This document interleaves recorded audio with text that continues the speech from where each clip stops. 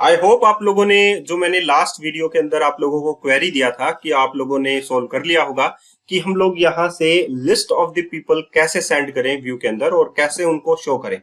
जैसे हम लोगों ने ये तो एक पीपल सेंड किया था, वैसे ही हम लोग जो चाहते हैं कि लिस्ट ऑफ पीपल हो तो हम लोग यहाँ से लिस्ट ऑफ पीपल सेंड कर सकते हैं। तो हम लोग इसी को ही क्या बना देते हैं, लिस्ट ऑफ पीपल बना देते हैं। और जैसे कि ये हो गया लिस्ट ऑफ पीपल। सिमिलरली और यहाँ पर ये वाला जो ऑप्शन है वो एक सिंगल ऑब्जेक्ट है, तो हम लोगों को क्या करना है, इस पीपल में ऐड करना है। एक लिस्ट है तो इसमें हम लोग ऐड कर लेते हैं और यहाँ पर हम लोग लिखते हैं न्यू पीपल। और न्यू पीपल तो हम लोग यहाँ पर ऐड कर लेते हैं कुछ रिकॉर्ड्स। तो आईडी के अंदर हम लोग डाल देते हैं 1 और यहाँ पर हम लोगों का नेम जो है वो सपोज मैं मेरा डाल देता हूँ, that is Tarun. And finally city जो है वो मैं ऐड कर देता हूँ, that is city is Jaipur. Okay, so ये एक सिंगल पीपल है वो मैंने ऐड किया है। ऐसे ही हम लोग कंट्रोल डी, यहाँ पर आप लोगों का कर्सर होना चाहिए, कंट्रोल डी कीजिए और मल्टीपल इस लाइन की आप लोग कॉपी कर सकते हैं। यहाँ पर आप लोगों को ID2 करना है, यहाँ पर ID3 एंड ID4। सिमिलरली यहाँ पर मैं लिख देता हूँ राम, यहाँ मैं लिख देता हूँ श्याम, यहाँ पर मैं लिख देता हूँ मोहन। एंड फाइनली यहाँ पर जयपुर, दिल्ली, कोटा एंड फाइनली अजमेर। तो हम लोग ये सिटीज के जो नेम है वो यहाँ पर मेंशन कर देते हैं। और जैसे मैंने यहाँ पर लिखा है पीपल, वो मैं यहाँ से सेंड मैंने ये किया है, तो यहाँ से ये लिस्ट ऑफ द पीपल हो गया। फाइनली हम लोग index.cshtml में चलते हैं। यहाँ पर मैंने एक पीपल जो है वो तो टाइप ही रहेगा, तो हमारे पास यहाँ पर किस टाइप का डाटा आ रहा है, दैट इज पीपल टाइप का, लेकिन वो पीपल नहीं, एक सिंगल पीपल नहीं आ रहा, वो लिस्ट ऑफ द पीपल आ रहा है। सो हम लोग इसको क्या लिखेंगे, list of the people, list of people. Okay, so finally हम लोग इसको सेव कर देते हैं। यहाँ पर हमारे पास लिस्ट ऑफ द पीपल आ रहा है। सो फाइनली हम लोग क्या करते हैं, इसको कमेंट कर देते हैं। और हमारे पास इस लिस्ट ऑफ द पीपल को इटरेट करने के लिए, क्योंकि ये लिस्ट आ रही है, एक डाटा नहीं आ रहा, एक डाटा आ रहा होता तो हम लोग कह देते model.id, model.name, model.city, लेकिन model.id में ये डिस्प्ले क्या करेगा, हमारे पास तो यहाँ से लिस्ट ऑफ द पीपल आ रहा है होम कंट्रोलर से। तो हम लोग क्या करेंगे, फॉर ईच लूप लगाएंगे, क्योंकि ये लिस्ट है। तो हम लोग यहाँ पर लिखेंगे @for each।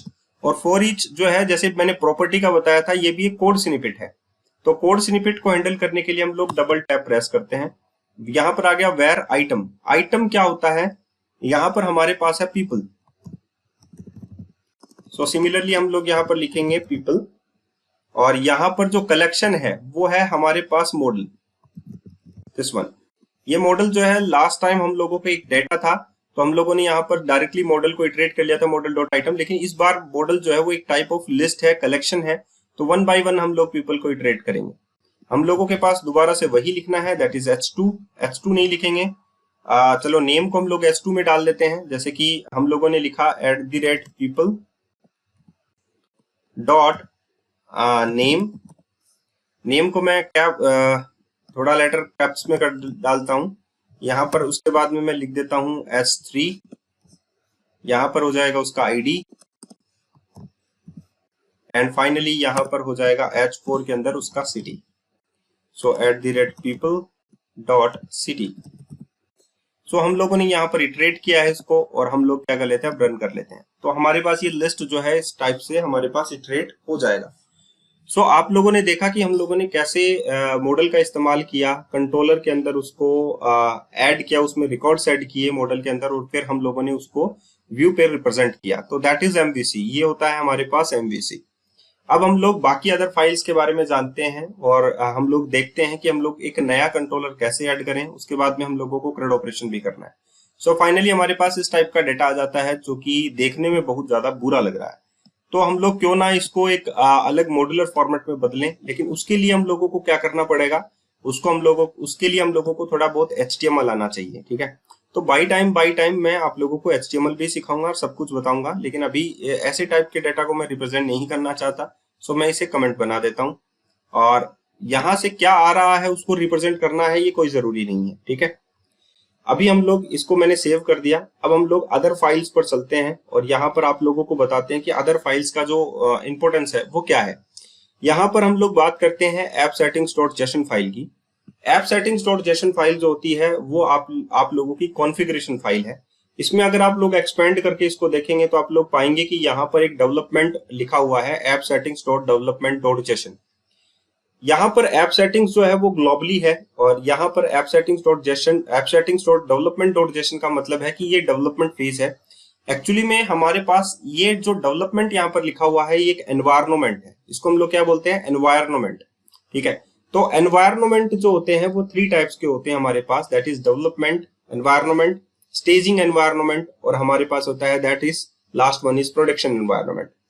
जो हमारे पास डेवलपमेंट होता है जिसमें हम लोग एप्लीकेशन को डेवलप करते हैं, कंपाइल करते हैं, रन करते हैं, एरर्स फाइंड आउट करते हैं, एरर्स निकालते हैं, वो हमारे पास डेवलपमेंट एनवायरनमेंट होता है। तो जिस यहाँ पर हम लोग काम कर रहे हैं तो दैट इज डेवलपमेंट एनवायरनमेंट। और जब हम लोग एप्लीकेशन को हमारे लेवल पे ठीक करके हम लोग एक लेवल आगे बढ़ाते हैं कि हम लोग उसे टेस्टिंग मोड में डाल देते हैं, जहां पर टेस्ट केसेस जो है वो जनरेट किए जाते हैं, that is staging. And finally हमारे पास एक प्रोडक्शन एनवायरनमेंट होता है जहां पर एप्लीकेशन होस्ट होना स्टार्ट हो जाती है। तो ये हो गया हमारे पास स्टेजिंग एनवायरनमेंट। सो फाइनली हम लोगों को समझ में, आप लोगों को समझ में आ गया होगा कि यहाँ पर क्या जो है वो चल रहा है। तो यहाँ पर ये डेवलपमेंट जो है that is app settings dot development dot JSON, that is development environment.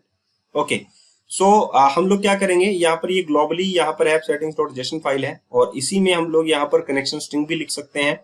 यहाँ पर हम लोग कोई सिक्योर जो कंटेंट है वो भी रख सकते हैं, जैसे यूजर आईडी, पासवर्ड्स हो गए, आइडेंटिटी कॉन्फ़िगरेशन है, ये अभी आप लोग नहीं समझेंगे, जैसे कि कोई सेंसिटिव इंफॉर्मेशन है, अपना कोई की है वगैरह भी हम लोग रख सकते हैं। लेकिन अगर आप लोग इस जेसन फाइल को देखें तो आप लोगों को लगेगा कि ये की वैल्यू पेयर में राइट की जाती है, हमेशा की वैल्यू पेयर में राइट की जाएगी। ये उसका की होगा तो ये उसका ऑब्जेक्ट टाइप का वैल्यू होगा, यहाँ पर ये की होगा तो उसका ऑब्जेक्ट यहाँ पर एक सिंपल वैल्यू होगा। तो यहाँ पर जेसन फाइल जो है वो की वैल्यू पेयर में मेंशन की जाती है और इसमें हम लोग जो है अपने कीज रखते हैं और वैल्यू रखते हैं। तो हम लोग जैसे ही की को हम लोग यूज करते हैं तो उसकी वैल्यू हमारे सामने प्रिंट हो जाती है, यूज में ले ली जाती है। सो फाइनली हम लोग कह सकते हैं कि ये app settings dot JSON file हमारे पास काम में आ जाती है, इस प्रकार से हमारे पास काम में आती है। तो आगे हम लोग काम में लेंगे ही इसको। अब हम लोग थोड़ा व्यू के अंदर चलते हैं। व्यू में होम कंट्रोलर का जो व्यूज बनते हैं वो सारे के सारे यहाँ पर होम डायरेक्टरी के अंदर बनते हैं। तो इंडेक्स एक्शन मेथड है और प्राइवेसी एक्शन मेथड है, दोनों एक्शन मेथड्स के यहाँ पर व्यू है हमारे पास। अब शेयर्ड फोल्डर जो है वो शेयर किया जाता है क्रॉस दी एप्लीकेशन। यहाँ पर देखिए लेआउट फाइल, जैसे कि मैंने बोला था कि लेआउट फाइल कैसे स्टार्ट होती है, क्योंकि यहाँ पर व्यू स्टार्ट के अंदर हम लोगों ने मेंशन कर रखा है कि जितने भी व्यूज होंगे, जो भी कंट्रोलर के, जो भी एक्शन मेथड के जो व्यूज होंगे, उनका जो लेआउट होगा, उनका जो आउटर स्ट्रक्चर होगा वो होगा हमारा layout dot CSS this one. और सारे के सारे व्यूज कहां पर प्लेस होंगे, दैट इज रेंडर बॉडी की जगह। बाकी का जो पार्ट है वो आप लोगों का कॉन्स्टेंट रहेगा ये। तो हम लोग क्या करेंगे, यहाँ पर हमारा जो टेम्पलेट है वो भी हम लोग डिजाइन करेंगे और डिफरेंट टाइप से, और हम लोग इस रेंडर बॉडी को वहां पर यूज करके दिखाएंगे आपको। ठीक है, तो व्यू स्टार्ट हो गया कि स्टार्ट पेज कौन सा होना चाहिए आप लोगों का, जहां से ये सारे के सारे जो पेज हैं वो आप लोगों के उसमें रेंडर हो।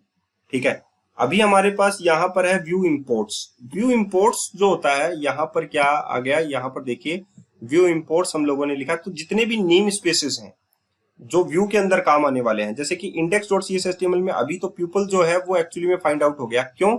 क्योंकि आप लोग देख सकते हैं कि मैंने मॉडल डायरेक्टरी के अंदर ही पीपल को लिखा था, राइट किया था, और यहाँ पर इसका जो नेम स्पेस है वो ये है टेक्नोलॉजी कीड़ा डॉट वेब डॉट मॉडल, जो कि ऑलरेडी हमारे व्यू इंपोर्ट में मेंशन्ड है, ये देखिए। लेकिन अगर मैं यहाँ से ये हटा दूं तो क्या होगा, आप लोगों के पास एरर आना स्टार्ट हो जाएगा। जो इंडेक्स डॉट CSS है वहां पर हम लोगों ने पीपल को काम में लिया था, तो यहाँ पर देखिए ये इस टाइप से बदल गया, उसका कलर ही चेंज हो गया। क्यों? क्योंकि इसका नेम स्पेस नहीं है। नेम स्पेस को ऐड करने के लिए आप लोग कंट्रोल और डॉट की प्रेस करते हैं। तो मैंने यहाँ पर कंट्रोल डॉट की प्रेस किया तो ये ऑटोमेटिकली यहाँ पर उसका नेम स्पेस आ जाता है, जिसके अंदर ये हमारे पास ये क्लास है। ठीक है, तो यहाँ पर हम लोगों को क्या ऐड करने हैं, उसके जितने भी नेम स्पेसेस हैं वो हम लोगों को ऐड करने हैं। तो जैसे ही मैं नेम स्पेस ऐड करता हूँ आप लोग देखिएगा कि इसका जो कलर है दोबारा से आप लोगों के पास इस टाइप का आ जाता है। ओके, तो ये बात हो गई हमारे पास व्यू इंपोर्ट की, कि व्यू इंपोर्ट के अंदर हम लोग क्या करते हैं, नेम स्पेसेस ऐड करते हैं, जो भी क्लास हम लोगों ने व्यूज के अंदर ऐड की है उनके लिए। व्यू स्टार्ट फाइल आप लोगों को समझ में आ गई कि हमारे पास लेआउट का जो स्टार्ट पॉइंट है वो हम लोग यहाँ पर डिफाइन करते हैं कि कौन सा होगा। अब बात आती है वैलिडेशन स्क्रिप्ट पार्शियल की, एरर डॉट CSS HTML की, इनके बारे में हम लोग बाद में बात करेंगे, वो ठीक रहेगा क्योंकि जब इनका टाइम आएगा तब हम लोग इनके बारे में बात करेंगे।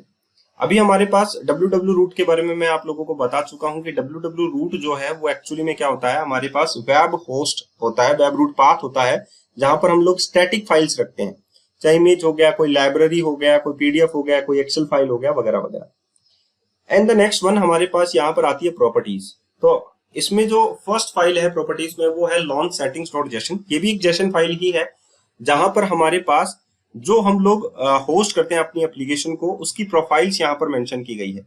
यहाँ पर देखिए लॉन्च ब्राउजर ट्रू है, तो मतलब जैसे हम लोग एप्लीकेशन करते हैं तो ब्राउजर ओपन हो जाता है और हम लोगों को एप्लीकेशन स्टार्ट हो जाती है बाई डिफॉल्ट। यहाँ पर देखिए क्या लिखा हुआ है, दैट इज HTTPS। तो यहाँ पर आप लोग देख सकते हैं कि एप्लीकेशन जो URL है वो इस URL पे रन होता है, that is HTTPS local host 7051 के ऊपर, ठीक है। तो हमारे पास ये हम लोगों को दिखेगा। तो जब हम लोग इसको रन करते हैं तो बाय डिफॉल्ट हम लोगों को 7051 ही हम लोगों को यहाँ पर विजिबिलिटी में मिलेगा पोर्ट नंबर। आप लोग देखिए यहाँ पर ये कैस्ट्रल सर्वर जो है वो चलता है साथ में। कैस्ट्रल सर्वर जो है वो एक लाइट वेब सर्वर होता है, लाइट वेट वेब सर्वर होता है। तो देखिए यहाँ पर जो पोर्ट नंबर है 7051, यही आप लोगों के पास यहाँ से स्टार्ट हुआ है। तो 7051 आप लोग इसे चेंज कर सकते हैं, जो फ्री पोर्ट आप लोगों के पास है उसके साथ आप लोग यहाँ पर रिप्लेस इसको कर सकते हैं। तो ये देखिए 7051 के ऊपर ये होस्ट हो चुकी है आप लोगों की एप्लीकेशन। मैं एक बार के लिए इसे क्लोज कर देता हूँ और मैं इसका पोर्ट नंबर चेंज कर देता हूँ, लाइक दैट मैं 500 कर देता हूँ, ठीक है। तो मैंने इसका पोर्ट नंबर चेंज कर दिया। फाइनली मैं इसको रन कर लेता हूँ। जब आप लोग इसे रन करेंगे तो 5000 जो है वो आप लोगों का पोर्ट नंबर रहेगा, क्योंकि हम लोगों ने इसी में रन किया। तो देखिए आप लोग यहाँ पर पोर्ट नंबर ये चेंज हो चुका है। एंड फाइनली आप लोग यहाँ पर भी देख सकते हैं कि इसका लोकल होस्ट का जो पोर्ट नंबर है वो भी चेंज हो चुका है। तो यहाँ पर ये है हमारे पास, देखिए यहाँ पर एनवायरनमेंट भी लिखा हुआ है डेवलपमेंट, कि हम लोग डेवलपमेंट एनवायरनमेंट में काम कर रहे हैं। तो ये डिफरेंट टाइप्स ऑफ प्रोफाइल्स हैं जो हमारे पास काम आ सकती है आगे भी। तो प्रॉपर्टीज का हो गया। एंड द नेक्स्ट वन हमारे पास है यहाँ पर डिपेंडेंसीज। ये इंपॉर्टेंट है डिपेंडेंसीज। तो जो भी डिपेंडेंसीज होंगी प्रोजेक्ट की, कि प्रोजेक्ट एक्चुअली में किन पे डिपेंड है, कौन सी लाइब्रेरीज के ऊपर डिपेंड है, कौन सी असेंबलीज के ऊपर डिपेंड है, या हम लोग कहें कौन से पैकेज के ऊपर डिपेंड है, या कौन से प्रोजेक्ट्स के ऊपर डिपेंड है, व्हाटएवर जो भी है वो हम लोग सारा का सारा यही ऐड करेंगे। पैकेजेस के अंदर न्यूगेट पैकेजेस वगैरह ऐड करेंगे, या प्रोजेक्ट्स भी इसमें ऐड किया जा सकता है। तो वो डिपेंडेंसीज हमारा रहेगा।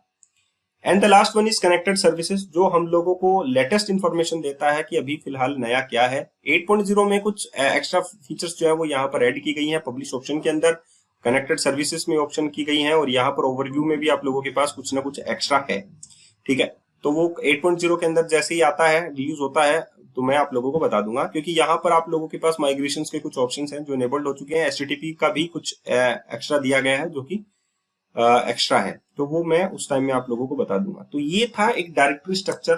तो हम लोगों को सिंपली MVC ही सबसे पहले सीखना है, और MVC में सबसे पहले हम लोगों को सीखना है कि हम लोग MVC के साथ जो है CRUD ऑपरेशन कैसे करें। या हम लोग जो है सबसे पहले ये देख लेते हैं कि अगर हम लोग एक फॉर्म बना लें और उसमें कोई क्लिक इवेंट हैंडलिंग हम लोग कर लें तो वो कैसे होगा, ठीक है। तो एक बार के लिए दोबारा से मैं इन सभी फाइल्स को क्लोज कर देता हूं और मैं दोबारा से MVC मॉडल के ऊपर आ जाता हूं, ठीक है। क्लोज ऑल टैब्स कर देता हूं और फाइनली मैं यहाँ पर कंट्रोलर पर आ जाता हूं।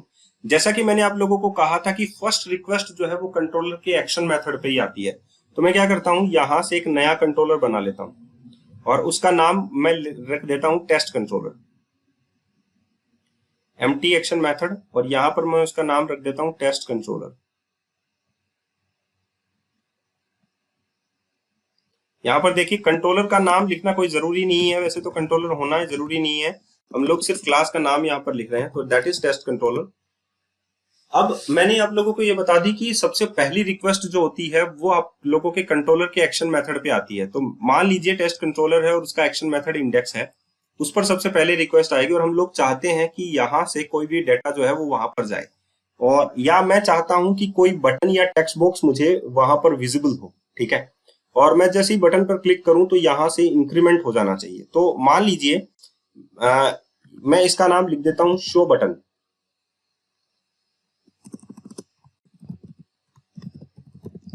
तो ये क्या काम करेगा, सिर्फ एक सिंपल, पहले मुझे आप अजम्पशन करके देखिए कि आप लोगों को चाहिए क्या। मुझे चाहिए कि जैसे एप्लीकेशन होस्ट हो तो मुझे एक बटन दिखाई दे जिस पर लिखा हो क्लिक मी। तो जैसे ही एप्लीकेशन होस्ट होगी, एप्लीकेशन होस्ट कैसे होगी, क्योंकि हम लोगों को सबसे पहली रिक्वेस्ट ही कंट्रोलर पर आती है, तो पहले सबसे पहले कंट्रोलर पर रिक्वेस्ट आएगी शो बटन के ऊपर, आ गई।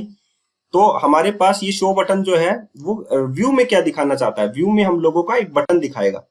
तो हम लोग क्या करते हैं, इसका व्यू बनाते हैं। जब राइट क्लिक करना है इसके ऊपर और एक व्यू बनाना है, ऐड व्यू।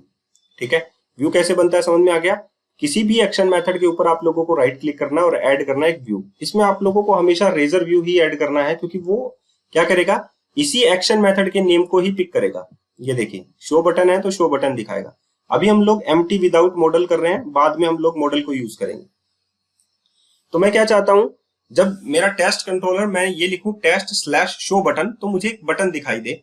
तो मैंने उस बटन के ऊपर कुछ भी नहीं भेजना है, या मैंने बाय डिफॉल्ट उसके अलावा और कुछ भी नहीं किया, तो मैं यहाँ से कुछ भी सेंड नहीं कर रहा। यहाँ पे सिर्फ मुझे एक बटन दिखाई देना चाहिए।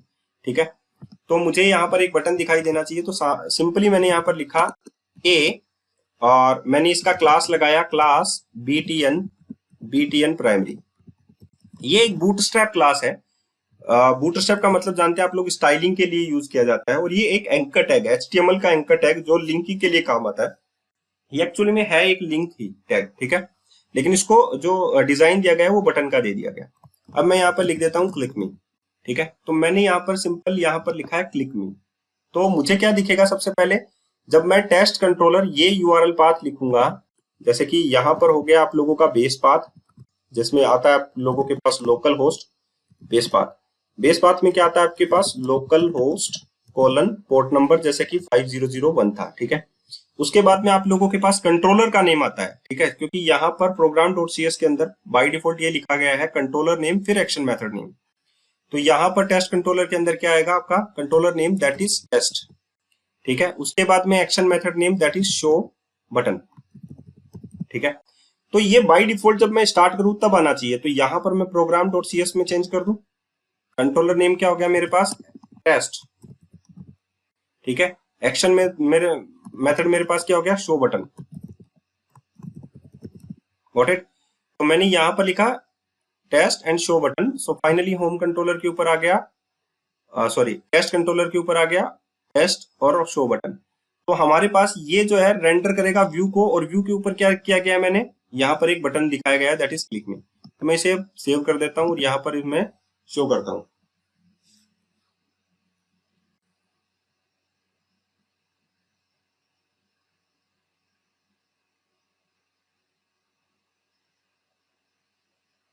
अब मैंने इसको शो किया, तो यहाँ पर देखिए वही टेस्ट कंट्रोलर और होम होगा, और मुझे एक बटन दिखाई दे दिया क्लिक में।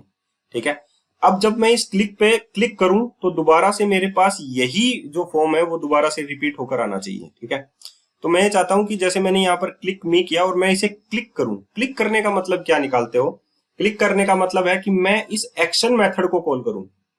सॉरी इसको बंद कर देते हैं। इस एक्शन मेथड को यानी कि शो बटन को दोबारा से कॉल करूं यहीं से। अगर मेरे को जब मैं इस पर क्लिक करूं और ये मेरे को एक्शन मेथड को कॉल करना है, तो मैं बाय डिफॉल्ट यहां पर क्या लिखूंगा, ASP एक्शन। मैं स्टॉप कर लेता हूं और आपको तरीका समझाता हूं बाय वन। ASP एक्शन मैंने यहां पर लिखा ASP एक्शन, और मैं यहां पर लिखता हूं शो बटन। सो फाइनली मैंने यहां पर ASP एक्शन लिखा और शो बटन पे मैंने डायरेक्ट कर दिया। ठीक है, अब मैं यहाँ पर क्या चाहता हूं, मैंने क्लिक मी किया तो मैं शो बटन पे चला जाऊंगा, आई मीन टू से मैं यहाँ पर चला जाऊंगा शो बटन। ठीक है, अब मैं यहाँ पर जो है एक वेरिएबल बनाता हूं। ठीक है, जैसे मैंने यहाँ पर लिखा इंटीजर a इक्वल्स टू 0। ठीक है, तो बाय डिफॉल्ट वैसे भी a जो है वो 0 ही रहेगा, और मैं इसे स्टैटिक बना देता हूं। स्टैटिक का मतलब है ये हमेशा वैल्यू को प्रिजर्व रखेगा, सेव रखेगा। ठीक है, वही ऑब्जेक्ट जो है उसी के अंदर ही रखेगा, एक ही ऑब्जेक्ट के अंदर रहेगा।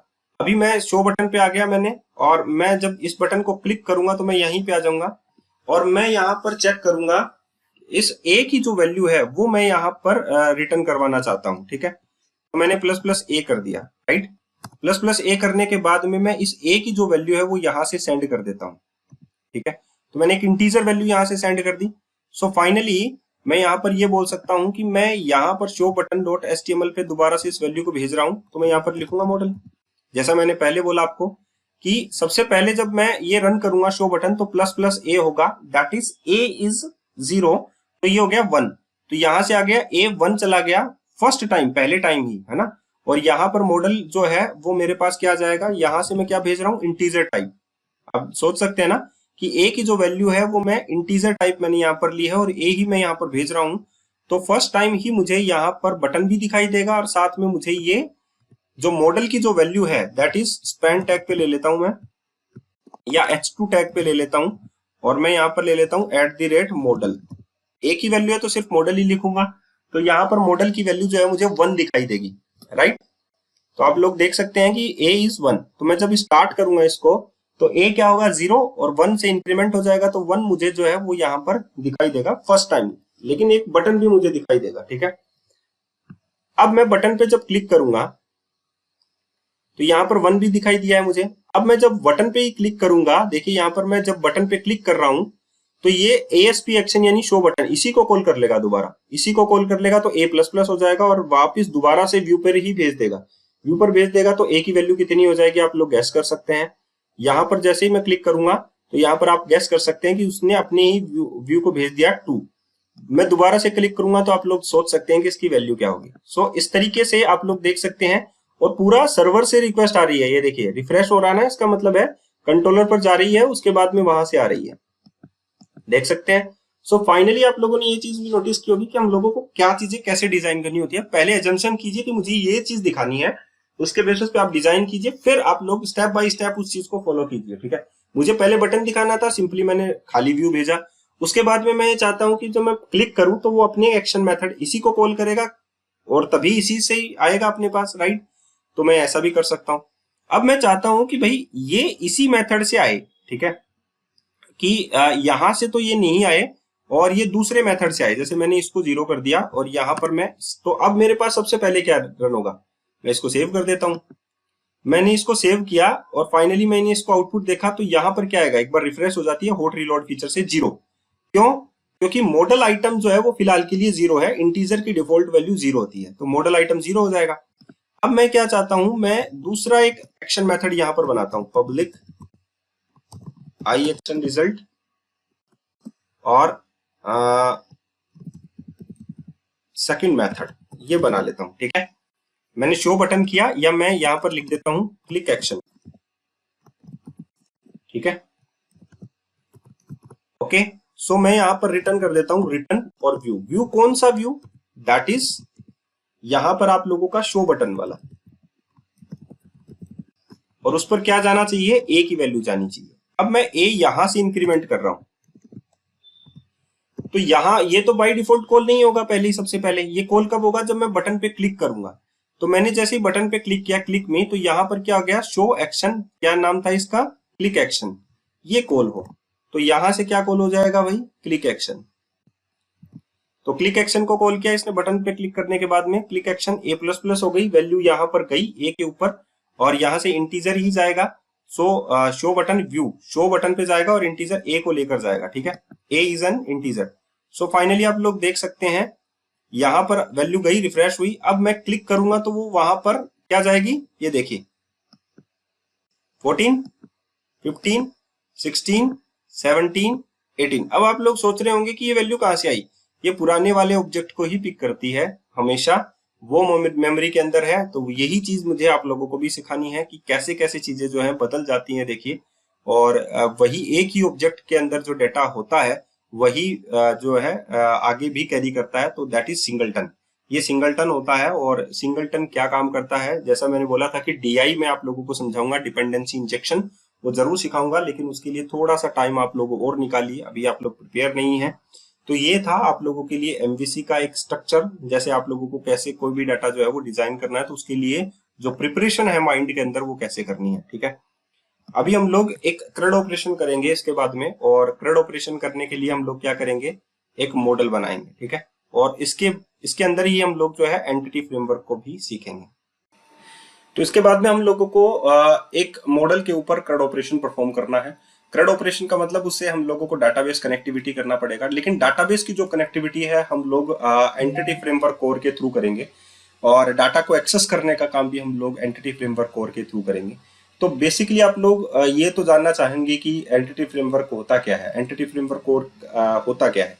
तो एंटिटी फ्रेमवर्क कोर जो है डाटा को एक्सेस करने की, मैनिपुलेट करने की एक टेक्निक है, एक टेक्नोलॉजी है जो माइक्रोसॉफ्ट ने ही प्रोवाइड की है, और वो ये कहता है कि वो एक प्रकार का ORM है, यानी कि एंटिटी फ्रेमवर्क कोर एक टाइप ऑफ ORM है जो ऑब्जेक्ट रिलेशनल मैपर का काम करता है, आपस में ऑब्जेक्ट्स को मैप करवाने का काम करता है, यानी कि टेबल्स को मॉडल के साथ मैप करवाने का काम करता है। तो एक डाटा एक्सेस टेक्नोलॉजी है एंटिटी फ्रेमवर्क कोर, और जो डेवलपर का काम आसान कर देती है। कहने का मतलब है कि जब हम लोग डाटा को एक्सेस करने का कोड लिखते हैं, सीक्वल के अंदर लिखते हैं, तो हम लोगों को अभी सीक्वल के अंदर कोड लिखने की जरूरत नहीं है। हम लोगों को एंटिटी फ्रेमवर्क कोर के लिंक्यू के अंदर जो C# का कोड है वो लिखने की जरूरत है। वो ऑटोमेटिकली उसे मैप करवाएगा सीक्वल के अंदर, और वहां से डाटा को पुल करके लेकर आएगा या उसमें पुश करेगा। ओके, तो यहाँ पर ये बात तो समझ में आ गई कि एंटिटी फ्रेमवर्क कोर एक प्रकार का ORM है या डाटा एक्सेस टेक्नोलॉजी है, और ये लिंक्यू यूज करता है। लेकिन इसके कुछ कोर कंपोनेंट वैसे भी हैं, जैसे कि DB कॉन्टेक्स्ट। ये इसकी प्राइमरी क्लास है, रिस्पॉन्सिबल होती है interacting with the database. Database के साथ इंटरेक्ट करने का काम यही क्लास करती है, DB कॉन्टेक्स्ट। याद रखना, इंटरेक्ट करवाने का काम, डाटाबेस के साथ इंटरेक्ट करवाने का काम यही करती है। It represents a session with the database and can be used to query and serve instance of your entities। ठीक है, इसका मतलब है कि ये एक सेशन की तरह काम करती है डाटाबेस के लिए, और क्वेरी करती है, सेव करती है इंस्टेंस को एंटिटीज के अंदर। तो मेनली हम लोग ये कह सकते हैं कि डाटाबेस का कनेक्शन ही इंपॉर्टेंट है, तो DB कॉन्टेक्स्ट क्लास वही करवाएगी। DB set and T entities, it's a property on the DB context that allow query and saving of entities। Each DB set correspond to a table in the database। जो DB set के अंदर जो भी property होगी वो table माना जाएगा database की। ठीक है, तो DB कॉन्टेक्स्ट का काम क्या हो गया, डाटाबेस के साथ कनेक्शन करवाने का। DB set का काम क्या हो गया, टेबल के साथ कनेक्ट होने का। एंटिटी का काम क्या हो गया, एक क्लास रिप्रेजेंट करेगी, जो यहां पर हम लोगों को मेंशन करनी पड़ेगी DB set के अंदर, और वही जो है, जो इसकी प्रॉपर्टी बनेगी वही टेबल का नाम बनेगा। माइग्रेशन क्या करना है, जब हम लोगों ने एक पूरी क्लास बना लेंगे तब हम लोग माइग्रेशन अप्लाई कर देंगे, जो कि टेबल को क्रिएट करेगा, मैनिपुलेट कर सकता है, डाटा को एक्सेस करने का काम कर सकता है, वगैरह वगैरह। माइग्रेशन का मतलब है टेबल को क्रिएट करना, मैनिपुलेट करना, डाटा स्ट्रक्चर को चेंज करना, सब कुछ कर सकता है माइग्रेशन। ओके, अब बेसिक वर्कफ्लो क्या होगा, हम लोगों को कैसे बनाना पड़ेगा, कैसे कनेक्शन करना पड़ेगा, वो हम लोगों को देखना है। सबसे पहले हम लोगों को मॉडल डिफाइन करना है। तो सबसे पहले क्लास बनानी है, जैसे कि हम लोगों ने एज यूजुअल बना रखी है हमारी पीपल क्लास, जो मॉडल फोल्डर के अंदर है, दिस वन पीपल। एंड उसके बाद में हम लोगों को क्या करना है, डिफाइन DB कॉन्टेक्स्ट। हम लोगों को DB कॉन्टेक्स्ट क्लास बनानी है। कॉन्फ़िगरिंग मॉडल का जो फ्लुएंट API के थ्रू हम लोग मॉडल कॉन्फ़िगरेशन करेंगे वो बाद में करेंगे। जनरेट माइग्रेशन परफॉर्म करेंगे, उसके बाद में अपडेट करेंगे डाटाबेस को, एंड देन परफॉर्म करेंगे CRUD ऑपरेशन। तो चलिए हम लोग शुरू करते हैं और एंटिटी फ्रेमवर्क कोर को इंक्लूड करते हैं हमारे प्रोजेक्ट के अंदर। तो एंटिटी फ्रेमवर्क को इंक्लूड करने के लिए हम लोगों को क्या चाहिए, that is class DB context class, जो कि डाटाबेस से कनेक्शन करवाएगी, दैट इज DB कॉन्टेक्स्ट। तो हम लोग क्या काम करते हैं, यहाँ पर एक डाटा नाम से डायरेक्टरी बनाते हैं, ऐड कर लेते हैं, और यहाँ पर एक डाटा डायरेक्टरी बनाते हैं, और इस डाटा डायरेक्टरी के अंदर हम लोग अपनी क्लास बनाते हैं। पहले एक class add new empty file. ये एम्प्टी फाइल का ऑप्शन कहाँ मिलेगा आप लोगों को, मैं बता देता हूँ, फिर से बता देता हूँ। यहाँ पर आप लोगों को लिखना है एप्लीकेशन DB कॉन्टेक्स्ट। लेकिन आप सोचेंगे कि मैंने तो ये DB कॉन्टेक्स्ट के बारे में बात की थी और आपने लिख दिया एप्लीकेशन DB कॉन्टेक्स्ट। ऐसा नहीं है, ये जो क्लास होगी ये आप लोगों की क्लास है। तो इनहेरिटेंस हम लोग यहाँ पर यूज करेंगे। इनहेरिटेंस का मतलब है ये DB कॉन्टेक्स्ट अब हम लोग यूज करेंगे, दैट इज DB कॉन्टेक्स्ट। तो ये DB कॉन्टेक्स्ट जो है ये क्लास है, वो जो कि डाटाबेस से कनेक्शन करवाने का काम करेगी, और कैसे करेगी वो मैं अभी बताऊंगा आप लोगों को। तो DB कॉन्टेक्स्ट हम लोगों ने लिखा, लेकिन DB कॉन्टेक्स्ट के नीचे रेड कलर की स्क्विगली लाइन आ रही है। तो जैसा कि आप लोगों को पता है कि DB कॉन्टेक्स्ट जो है वो एंटिटी फ्रेमवर्क में होनी चाहिए, तो उसके लिए हम लोगों को पैकेज इंस्टॉल करना पड़ेगा। पैकेज इंस्टॉल करने के लिए आप लोग इसी रेड कलर की स्क्विगली लाइन के ऊपर अपने कीबोर्ड से कंट्रोल और डॉट की प्रेस करें। जैसे ही आप लोग कंट्रोल और डॉट की प्रेस करेंगे तो यहाँ पर आप लोगों को सजेस्ट कर दिया जाएगा install package Microsoft dot entity framework core, find and install latest version. तो यहाँ पर आप लोग ये ऑप्शन भी सेलेक्ट कर सकते हैं। दूसरा, पैकेज को इंस्टॉल करने के लिए राइट क्लिक करें अपने प्रोजेक्ट के नेम पर और मैनेज न्यूगेट पैकेज, ये मैनेज न्यूगेट पैकेज भी आप लोग सेलेक्ट कर सकते हैं। तो इसके लिए जो पैकेज चाहिए वो चाहिए एंटिटी फ्रेमवर्क कोर का पैकेज। तो ब्राउज पे जाइए और यहाँ पर लिखिए माइक्रोसॉफ्ट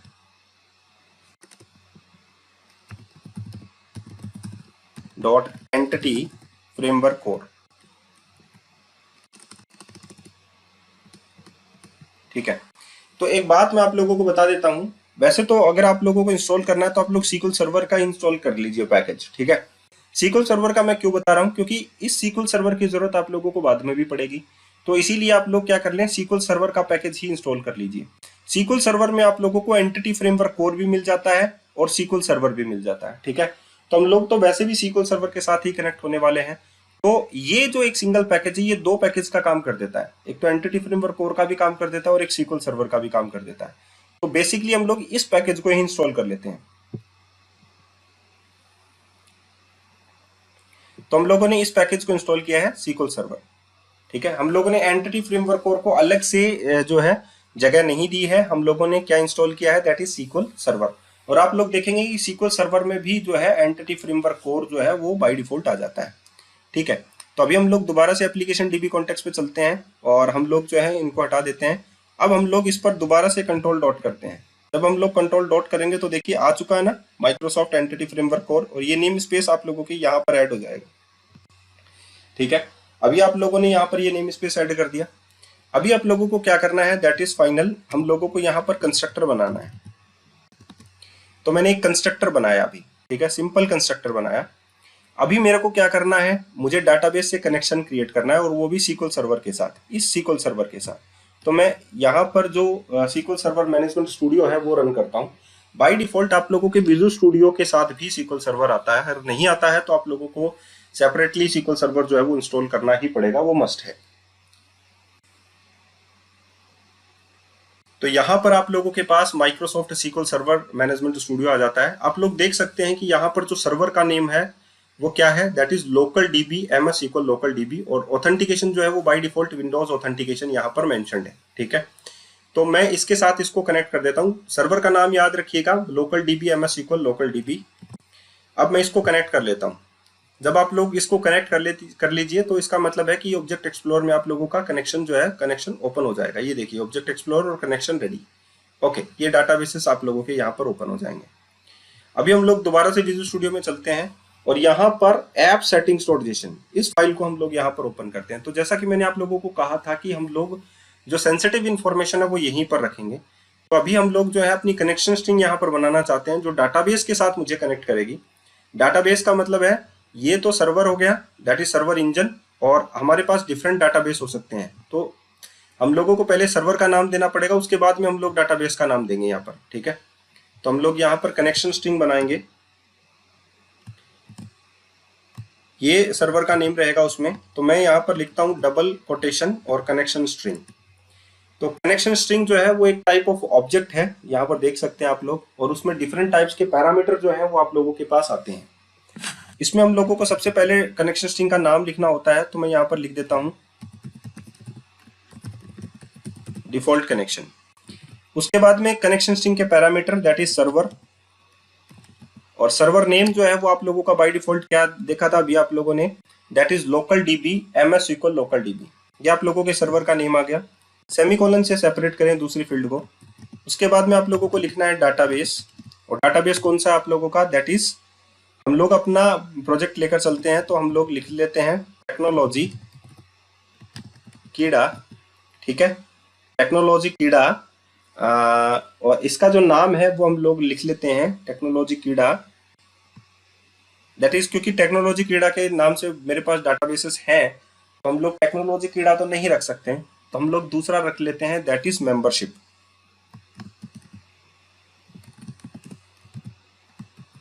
ठीक है। तो टेक्नोलॉजी कीड़ा मेंबरशिप डीबी मैंने इसका नाम रख लिया। उसके बाद में हम लोग यहाँ पर जो नेक्स्ट जो है वो यहाँ पर फील्ड क्रिएट करेंगे that is trusted connection.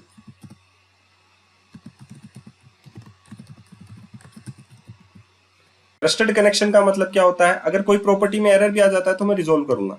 Trusted connection का मतलब है ट्रू, यानी कि बाय डिफॉल्ट जब मैंने इसको रन किया था तो वो विंडोज ऑथेंटिकेशन में किया था, मतलब बाय डिफॉल्ट जो सिक्योरिटी है वो विंडोज की है, ठीक है, जैसे कि लॉगिन और पासवर्ड। अगर मैं ये फॉल्स कर देता हूं तो मुझे क्या प्रोवाइड करना पड़ेगा, यूजर आईडी और पासवर्ड जो डाटाबेस के होते हैं। इसके बाद में आता है multiple active result sets equals to true, यानी कि आप लोग मल्टीपल जो रिजल्ट सेट्स होते हैं जैसे कि कोई क्वेरी है DDL की DQL की, वो भी आप लोग यहाँ से फायर कर सकते हैं। अभी आप लोगों के पास हो सकता है कि एरर आए एनक्रिप्ट इक्वल्स टू फॉल्स, आप लोग यहाँ पर एक और लगा सकते हैं, trust server certificate equals to true, और आप लोग एनक्रिप्ट इक्वल्स टू फॉल्स। तो आप लोगों के पास, आप लोगों को दो ये प्रॉपर्टी अदर से भी कनेक्ट करनी पड़ सकती हैं, तो मैं यहाँ पर लिख देता हूँ, that is trust server certificate equals to true. ये भी आप लोगों को यहाँ पर मेंशन करनी पड़ सकती है, trust server certificate equals to true. ठीक है, trust server certificate equals to true का मतलब है जो सर्वर सर्टिफिकेट होता है उसको आप लोगों को ट्रू करना पड़ सकता है। एक और प्रॉपर्टी है, वो भी आप लोगों को हो सकता है करनी पड़े। ये कब करनी पड़ेगी? जब आप लोगों के पास लॉगिन तो कनेक्शन तो वो बन जाएगा, लेकिन लॉगिन नहीं हो पाएगा। तो कनेक्शन जब आप लोगों के पास हो जाए और आप लोग लॉगिन ना हो पाए, तब आप लोगों को ये प्रॉपर्टी यहाँ पर कनेक्शन स्ट्रिंग में सेमीकोलन के बाद में यहाँ पर ऐड करनी पड़ सकती है। अभी मेरे पास इसकी जरूरत नहीं है, तो मैं यहाँ पर डायरेक्टली ये लिख देता हूँ, लेकिन आप लोगों को हो सकता है कि trust server certificate equals to true लिखना पड़े। अब द नेक्स्ट वन, आप लोगों को ये एनक्रिप्ट इक्वल्स टू फॉल्स भी यहाँ पर लिखना पड़ेगा साथ में। तो trust server certificate equals to true और एनक्रिप्ट इक्वल्स टू फॉल्स, ये जस्ट इसके बाद ऐड कर दीजिए और आप लोगों का परफेक्टली रन कर जाएगा। लेकिन अगर आप लोगों को डिफॉल्ट में यही रन होता है तो आप लोगों को ये लिखने की जरूरत नहीं है। ठीक है, तो मैं इसको सेव कर देता हूँ। अभी मैं यहाँ पर आगे चलता हूँ। तो मैंने ये जो कनेक्शन स्ट्रिंग्स है वो एक डिफॉल्ट कनेक्शन के नाम से यहाँ पर बना ली है, लेकिन मैं ये कनेक्शन इस डीबी कॉन्टेक्स्ट को दूं कैसे? क्योंकि यही तो डाटाबेस के बीच में कनेक्शन क्रिएट करेगा। तो ये चीज मैं उसको दूं कैसे? वो हम लोगों को देना है कि हम लोग इसका एक ऑब्जेक्ट बनाएं, इस एप्लीकेशन डीबी कॉन्टेक्स्ट का एक ऑब्जेक्ट बनाएं, और वो भी डिपेंडेंसी इंजेक्शन के थ्रू। ठीक है, अब ये डिपेंडेंसी इंजेक्शन फिर से आ गया है, तो एक बार के लिए थोड़ा फिर से वेट कीजिए। तो हम लोग क्या कर देते हैं, यहाँ पर ऐड करते हैं इसका एक ऑब्जेक्ट। तो मुझे क्या लिखना है ऑब्जेक्ट को ऐड करने के लिए? पहले तो मैं क्या लिखता था मैं बता देता हूं। मुझे ऑब्जेक्ट को ऐड करने के लिए मैं पहले टेंडेंसी यूज करता था, जो ट्रेडिशन था वो ये था, क्लास नेम, उसके बाद में instance name equals to new, और फिर क्लास नेम। ठीक है, लेकिन अभी आप लोगों को ऐसा नहीं करना है। जब भी आप लोगों को किसी भी ऑब्जेक्ट को क्रिएट करना है तो वो डिपेंडेंसी के थ्रू करेंगे, डिपेंडेंसी इंजेक्शन के थ्रू, और उसे हम लोग बोलेंगे कि हम लोग DI कंटेनर के अंदर वो ऑब्जेक्ट बना रहे हैं। DI कंटेनर के अंदर कैसे ऑब्जेक्ट बनाएंगे? बिल्डर डॉट, ये वाला बिल्डर यूज करना है जो वेब एप्लीकेशन बिल्डर को होस्ट करने के लिए, कॉन्फ़िगरेशन करने के लिए वेब एप्लीकेशन बिल्डर जनरेट करता है। This is the web application builder. So builder dot services dot add dB context, ये डीबी कॉन्टेक्स्ट जो हम लोगों ने बनाया है वो इसके अंदर आप लोग ऐड कर दीजिए ऐसे। अभी आप लोगों ने एप्लीकेशन डीबी कॉन्टेक्स्ट ऐड कर दिया, तो ये क्या करेगा, जैसे ही यहाँ पर बनेगा, इसका ऑब्जेक्ट बनेगा, वो अपने कंस्ट्रक्टर को सबसे पहले कॉल करेगा। राइट, तो कंस्ट्रक्टर में हम लोग क्या भेज देते हैं, ये कनेक्शन स्ट्रिंग भेज देते हैं, और वो किसके थ्रू भेजेंगे हम लोग? डीबी कॉन्टेक्स्ट ऑप्शन बिल्डर के थ्रू। तो वो कैसे भेजना है? ऑप्शंस डॉट, ये जो कनेक्शन स्ट्रिंग हम लोगों ने क्रिएट की है दैट इज SQL सर्वर को यूज करेगी। तो यहां पर हम लोग लिखेंगे यूज SQL सर्वर। अब आप लोग सोचेंगे कि ये आप लोगों के पास हो सकता है कि यहाँ पर एरर आ जाए, ये SQL सर्वर कहां से है?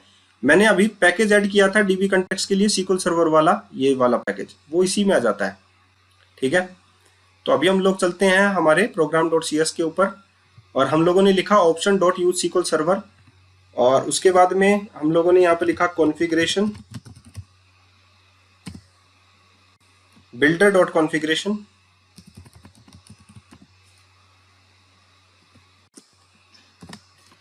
डॉट गेट कनेक्शन स्ट्रिंग, और यहां पर हम लोगों ने कनेक्शन स्ट्रिंग का नाम लिख दिया जो हमारे पास ऐप सेटिंग्स डॉट जेसन में है, वही नेम हम लोगों को यहाँ पर लिखना है। सो जस्ट कॉपी कर देता हूं मैं, और यहाँ पर इसको पेस्ट कर देता हूं। सो फाइनली हम लोगों ने यहाँ पर देखिए जो है कनेक्शन स्ट्रिंग को मैंने क्या किया, यहाँ पर ये ऑब्जेक्ट बनता है एप्लीकेशन डीबी कॉन्टेक्स्ट का, और यहाँ पर कंस्ट्रक्टर के अंदर ये कनेक्शन स्ट्रिंग जो है वो यहाँ पर पास हो जाती है। लेकिन यहाँ पर तो मैंने कोई कंस्ट्रक्टर बनाया ही नहीं जिसमें वो पास हो। तो यहाँ पर ये एक्चुअली में क्या है, ये program.cs में जो यहाँ से यहाँ तक का जो डाटा है, यहाँ से यहाँ तक का ये ऑप्शन बिल्डर है, डीबी कॉन्टेक्स्ट ऑप्शन बिल्डर, और ये डीबी कॉन्टेक्स्ट ऑप्शन बिल्डर इसके यहाँ पर आता है। तो यहाँ पर हम लोग लिख सकते हैं डीबी कॉन्टेक्स्ट ऑप्शंस, और इसमें हम लोग पास कर सकते हैं एप्लीकेशन डीबी कॉन्टेक्स्ट। यहाँ पर एक वेरिएबल हम लोग बना देते हैं दैट इज ऑप्शंस, और यही ऑप्शंस जो है वो मैं बेस क्लास में भी पास कर देता हूँ दैट इज ऑप्शंस। आप लोग समझ के चलिए मैंने क्या किया, मैंने ये किया प्रोग्राम डॉट सी एस में, जैसे ही इसका ऑब्जेक्ट बना तो इसने अपने कंस्ट्रक्टर को कॉल किया और कंस्ट्रक्टर में मैंने कनेक्शन स्ट्रिंग भेज दी। तो यहाँ पर कनेक्शन स्ट्रिंग आ गई इस ऑप्शंस के पास, और इसी ऑप्शन ने इस वाले ऑप्शंस को दे दी, यानी कि बेस क्लास के। तो इसको कनेक्शन स्ट्रिंग मिल गई, तो ये डाटाबेस के साथ कनेक्शन बना लेगा। अब ये डाटाबेस के साथ कनेक्शन बना लिया इसने। डाटाबेस के साथ कनेक्शन बनाने के बाद हम लोगों को डीबी सेट लिखना होता है, जिसमें हमारी टेबल बनेंगी, क्योंकि डाटाबेस बन गया हमारा। अब हमारे पास टेबल की बारी आती है, तो हम लोग टेबल क्या करने के लिए क्या करेंगे, डीबी सेट लिखेंगे। सो हम लोग डीबी सेट कहाँ पर लिखेंगे, public dB set this one, ठीक है। और उसके लिए हम लोग यहाँ पर जो एंटिटी हम लोगों ने बनाया, entity is a class, that is model, that is people, तो हम लोग ये लिख देते हैं पीपल, और यहाँ पर हम लोग लिख देते हैं पीपल, ठीक है। उसके बाद में हम लोग लिख देते हैं गेट सेट, ठीक है। तो यहाँ पर ये देखिए पीपल में एरर दे रहा है, तो हम लोगों को मोस्टली जो एरर दूर करने होते हैं वो हम लोग कैसे करेंगे, दैट इज कंट्रोल डॉट। तो कंट्रोल और डॉट की आप अपने कीबोर्ड की प्रेस करेंगे और यहाँ पर आप लोगों को मिल जाएगा दिस वन, ठीक है। तो अभी आप लोगों ने यहाँ पर ये एक मॉडल भी ऐड कर दिया, मॉडल एज ए टेबल, ये टेबल क्रिएट होगी, तो डाटाबेस में ये बना देगा टेबल। लेकिन कब बनाएगा, इसको बनाने के लिए इसको करना है माइग्रेशन। जो नेक्स्ट स्टेप इसकी है दैट इज माइग्रेशन, वो इसको परफॉर्म करनी है। एंटिटी हो गया, दैट इज माइग्रेशन। अब इसको माइग्रेशन परफॉर्म करना है। माइग्रेशन परफॉर्म करने के लिए हम लोगों को क्या चाहिए, दैट इज टूल्स वाला package. So just right click करते हैं और एक नया पैकेज हम लोग ऐड करते हैं, दैट इज टूल्स पैकेज। तो हम लोग एंटिटी फ्रेमवर्क कोर के बाद में जस्ट आप लोगों को यहां पर लिखना है टूल्स, ठीक है, Microsoft dot entity framework core dot tools. तो फाइनली हम लोग ये वाला पैकेज जो है वो इंस्टॉल कर लेते हैं।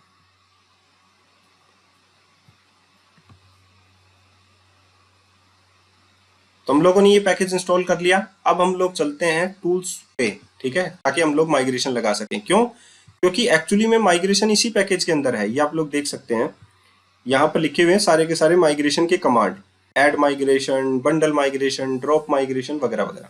सो फाइनली हम लोग चलते हैं यहाँ पर टूल्स, न्यूगेट पैकेज मैनेजर और package manager console, and finally हम लोगों के पास क्या आ जाता है, माइग्रेशन का कमांड आ जाता है। और हम लोग क्या करते हैं, अब माइग्रेशन लगाते हैं हमारा पहला, ये माइग्रेशन पैकेज मैनेजर कंसोल यहाँ पर भी आ जाता है। अब माइग्रेशन लगाने के लिए आप लोग क्या करें, यहाँ पर लिखें ऐड माइग्रेशन का command, add dash migration. Migration का नाम है इनिशियल, हम लोगों ने सिंपल यहाँ पर लिखा है इनिशियल। सो फाइनली हम लोग ये कह सकते हैं कि इनिशियल जो है वो एक्चुअली में क्या है, इनिशियल एक क्लास फाइल नेम बनता है। और क्लास फाइल नेम जो है आप लोगों को कैसे ट्रीट करना है ये आप लोगों को मैंने बता दिया है, हमेशा फर्स्ट लेटर कैप्स में होना चाहिए। तो माइग्रेशन का कमांड लगाया एंड देन हिट। तो फाइनली मैंने हिट कर दिया। हिट करने के बाद आप लोग कह सकते हैं कि यहाँ पर क्या हो गया, ये यहाँ पर माइग्रेशन लग गया। तो फाइनली हमारे पास माइग्रेशन जो है वो लग चुका है।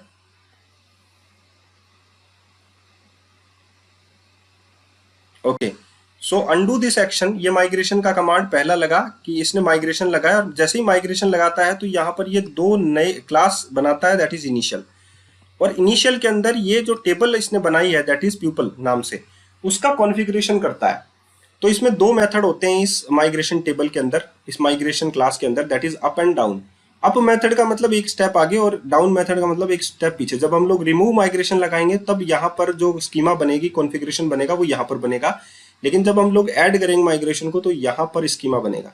अब जो स्कीमा बन रहा है वो देखिए टेबल में ऐसा ही हम लोगों को बनेगा कि जो टेबल का नाम होगा दैट इज पीपल्स, एंड यहाँ पर ये ऑटोमेटिकली यस लगा है, पीपल ही होना चाहिए, लेकिन चलो ठीक है। कॉलम, जो कॉलम्स हैं वो बनेंगे इसमें आईडी, नेम एंड सिटी। और जो कॉलम का जो कॉन्फ़िगरेशन है वो क्या होगा, देखिए आईडी जो बनेगा वो तो प्राइमरी की बन जाएगा। यहाँ पर देखिए साफ साफ लिखा हुआ है आईडी इज प्राइमरी की। तो इसका मतलब क्या हुआ, मैं दोबारा से यहाँ पर चलता हूँ। तो अगर आप लोगों ने आईडी लिख दिया किसी भी क्लास के अंदर, अगर आप लोगों ने दिस वन आईडी लिखा या क्लास नेम आईडी लिख दिया, जैसे कि मैंने यहाँ पर लिख दिया क्लास नेम और आईडी लगा दिया, जैसे कि यहाँ पर है पीपल आईडी, तो ये बाय डिफॉल्ट क्या बन जाएगा, प्राइमरी की बन जाएगा। चाहे आप लोग कोई एनोटेशन यूज करो या ना करो, ये बन जाएगा प्राइमरी की। अब आईडी के नेम या पीपल आईडी या क्लास नेम के आगे आईडी लगा दिया तो वो क्या बन जाएगा, प्राइमरी की। फाइनली यहाँ पर ये देखिए, मैं दोबारा से दिखा देता हूँ कि आईडी जो है वो प्राइमरी की है और आइडेंटिटी भी है। आइडेंटिटी का मतलब ये होता है कि इसमें हम लोगों को वैल्यू डालने की जरूरत नहीं है, ये ऑटोमेटिकली 1 से इंक्रीमेंट करेगा वैल्यू को और 1 से ही स्टार्ट करेगा। तो इसमें वैल्यू ऑटोमेटिकली डलती जाएंगी। हम लोगों को वैल्यू किस में डालनी है, अब सिर्फ नेम और सिटी के अंदर नेम सिटी जो है वो देखिए type and where char max बना है, नलेबल फॉल्स है। ओके, तो इस प्रकार का डेफिनेशन जो है वो आप लोगों को मिला। तो आप लोगों को समझ में आ गया कि एंटिटी फ्रेमवर्क की कुछ कन्वेंशंस है जो बाय डिफॉल्ट क्या कर देते हैं, आईडी को मिलते ही उसे प्राइमरी की बना देते हैं। अब ठीक है, सब कुछ बढ़िया है, हम लोग क्या करते हैं यहाँ पर माइग्रेशन लगाते हैं। तो अब हम लोग यहाँ पर लगाते हैं अपडेट डैश डाटाबेस। जैसे ही हम लोग ये लिखते हैं अपडेट डैश डाटाबेस, तो आप लोगों का डाटाबेस जो है वो अपडेट हो जाता है दिस टेबल के साथ। तो ये आप लोगों का डाटाबेस जो है वो बना देगा। फाइनली हम लोगों ने क्या कर लिया है, यहाँ पर हम लोगों ने एक टेबल क्रिएट कर ली है, एक डाटाबेस बना लिया है। डाटाबेस का जो नाम है वो कहाँ पर मेंशन किया, ऐप सेटिंग नोटेशन के अंदर, दिस वन टेक्नोलॉजी कीड़ा मेंबरशिप डीबी। और उसके अंदर कौन सी टेबल बन गया, दैट इज पीपल्स। ये हम लोग यहाँ पर भी चेक कर सकते हैं। अगर हम लोग देखें तो हमारे पास जो डाटाबेसेस हैं, दैट इज हमारे पास जो डाटाबेस है वो है टेक्नोलॉजी कीड़ा मेंबरशिप डीबी। सो हम लोग टेक्नोलॉजी कीड़ा मेंबरशिप डीबी पर चल सकते हैं। यहाँ पर टेक्नोलॉजी कीड़ा डीबी है, मेंबरशिप डीबी नहीं है। क्यों? क्योंकि हम लोगों ने इसको रिफ्रेश नहीं किया। अब हम लोग इसको स्टॉप करके अगर एक्सपेंड क्लब्स करके हम लोग इसको रिफ्रेश करते हैं तो यहाँ पर टेक्नोलॉजी कीड़ा मेंबरशिप डीबी भी आप लोगों को मिल जाएगा। थोड़ा सा वेट कीजिए, उसके बाद में आप लोगों को ये मिल जाएगा। तो ये वीडियो भी कैसा लगा जरूर बताइएगा। इसके बाद में ये डाटाबेस के साथ कनेक्शन बना है, ये जो टेबल है वो क्रिएट हुआ है, और उसके बाद में हम लोग CRUD ऑपरेशन परफॉर्म करेंगे इसके ऊपर। CRUD का मतलब रीड करेंगे, इसमें जो भी रिकॉर्ड हम लोग डालेंगे, अभी तो टेबल का बना है ना, टेबल का स्ट्रक्चर बना है, अभी हम लोग इसके रिकॉर्ड्स को एक्सेस करेंगे। 1 बाय 1 इनके सभी रिकॉर्ड्स को हम लोगों को एक्सेस करना है। फाइनली हम लोग ये कह सकते हैं कि हम लोग CRUD ऑपरेशन के लिए भी तैयार रहेंगे। ठीक है, तो फाइनली आप लोग ये देख सकते हैं कि यहाँ पर आ गया टेक्नोलॉजी कीड़ा मेंबरशिप डीबी। सो हमारे पास इसके अंदर अगर आप लोग एक्सपेंड करके देखेंगे तो यहाँ पर जो टेबल्स है वो भी आप लोगों के पास आ चुका है, दैट इज पीपल्स। और एक ईएफ माइग्रेशन हिस्ट्री के नाम से आया, जितने भी माइग्रेशन लगेंगे उसके भी यहाँ पर जो इंफॉर्मेशन है वो आप लोगों की ऐड होगी। सो आप लोगों ने देख लिया। अब हम लोग करेंगे CRUD ऑपरेशन, लेकिन ये करेंगे नेक्स्ट वीडियोस के अंदर, यानी कि आप लोगों का रहेगा वेडनेसडे को। ओके।